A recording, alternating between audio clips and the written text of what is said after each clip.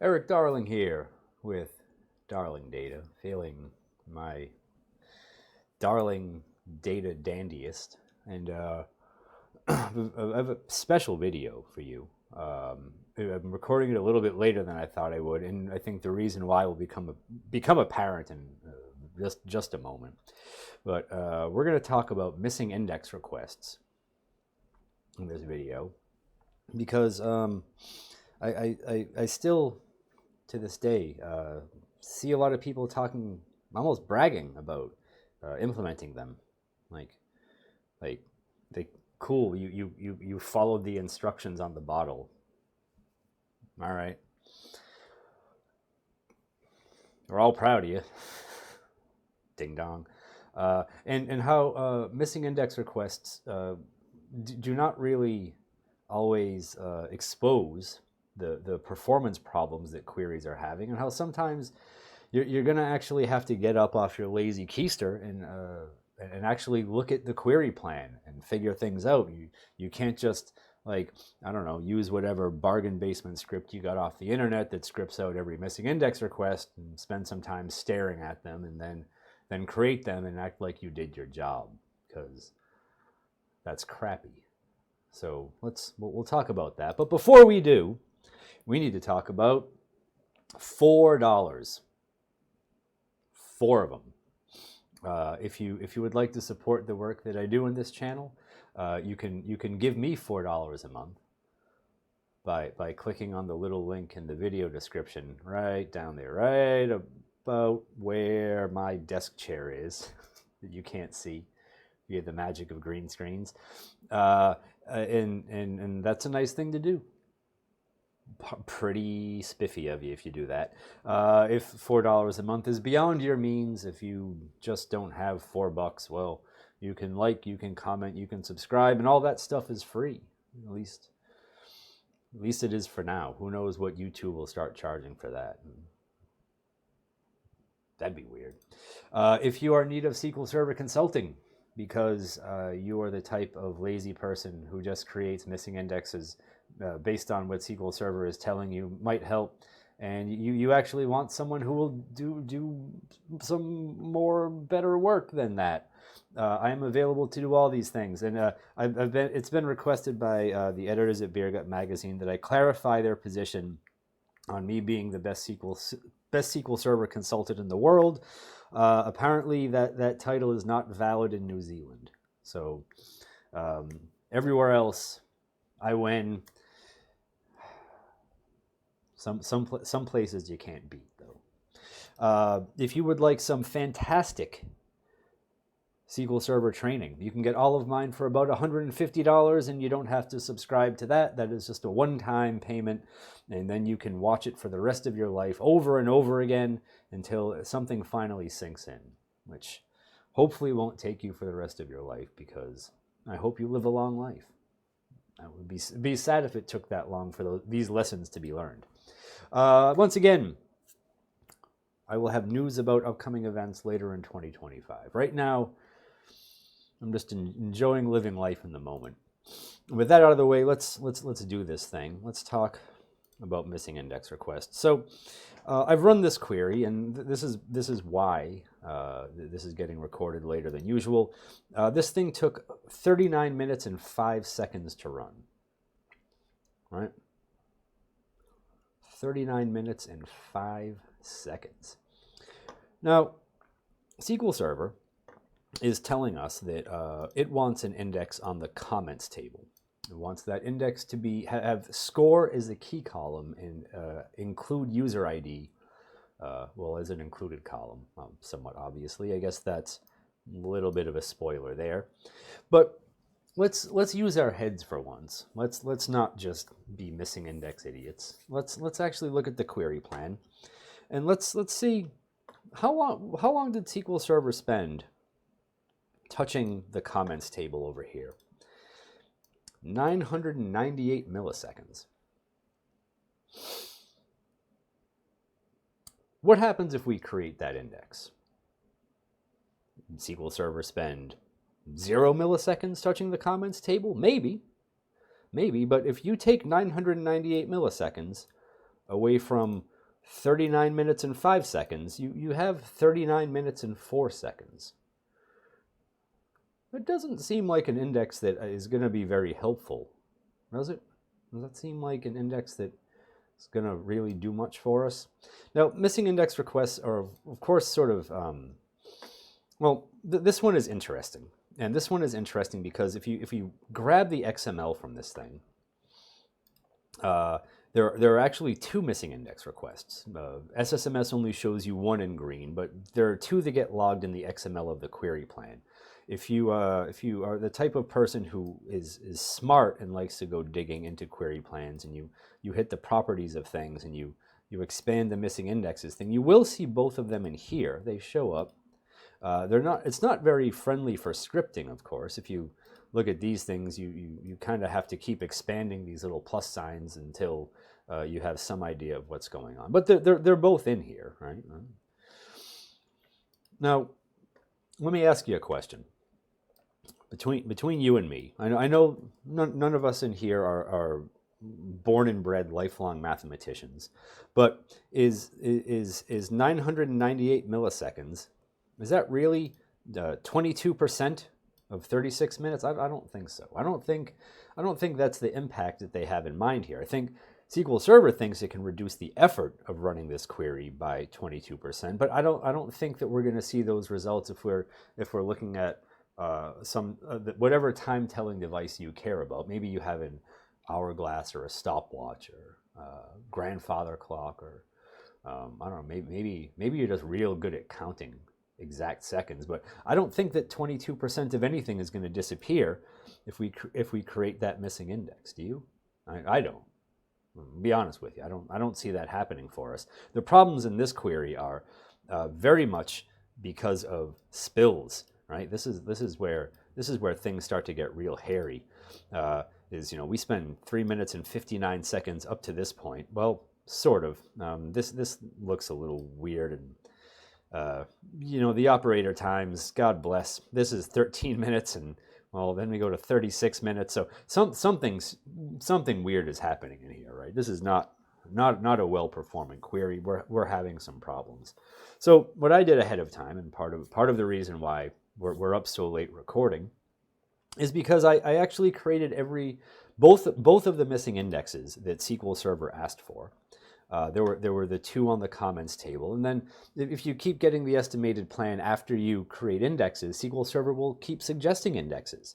And so I kept doing that, and eventually SQL Server suggested one on votes and then one on posts. And so after I created the one on posts, I ran the query.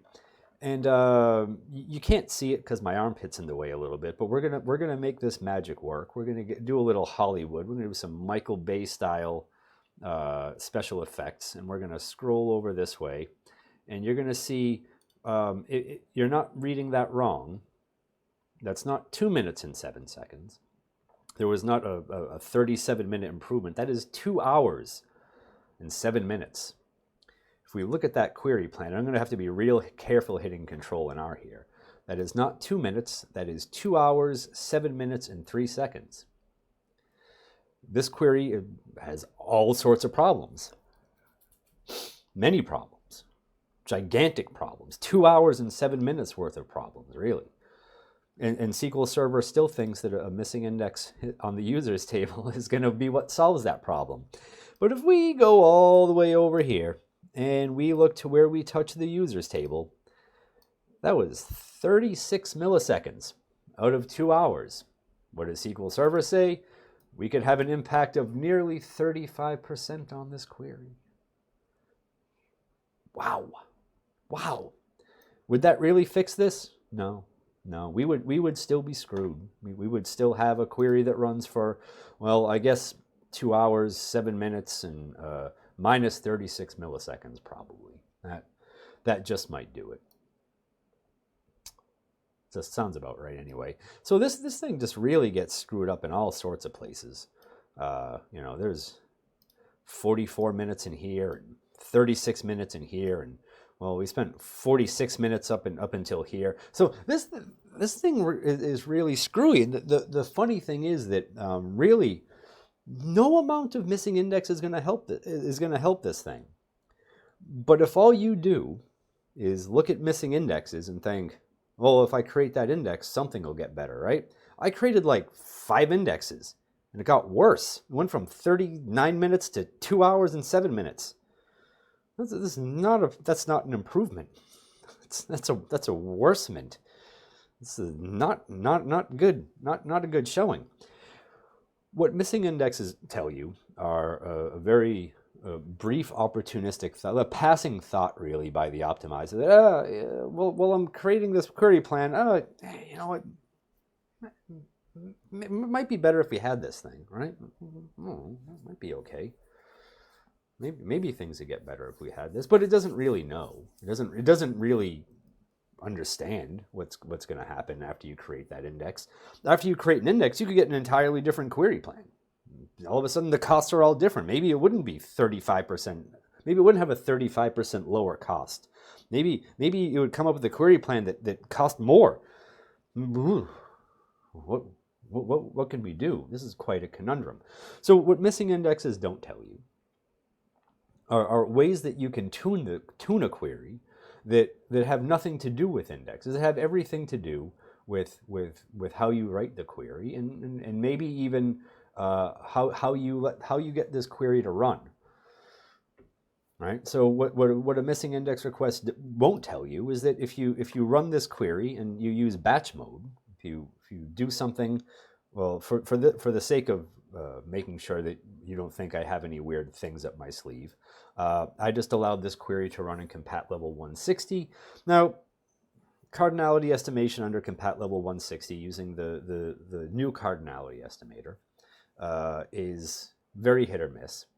So I'm letting this one go. Sometimes when I use the optimizer compatibility level hints so that I can get intelligent query processing features like batch mode on row store, I pair it with the legacy cardinality estimator because it's generally better. I like it better anyway.